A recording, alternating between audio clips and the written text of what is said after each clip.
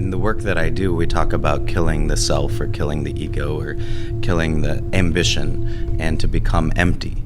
And that when we return to a place of emptiness, and an emptiness not as necessarily a nothingness, but an emptiness that's also a fullness, that when you return to that emptiness, then anything can spring forth and become out of it.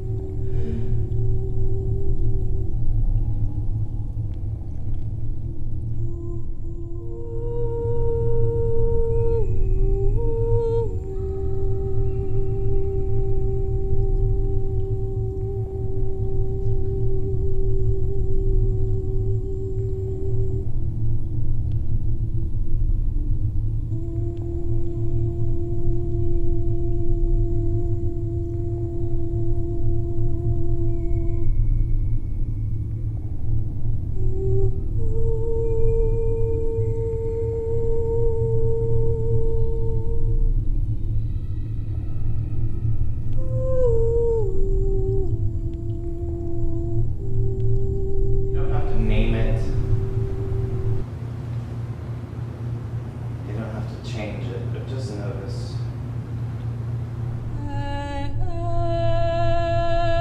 And this is kind of the work that we do in Butoh, is to say, what if you understood that your body and what's in your body is already enough?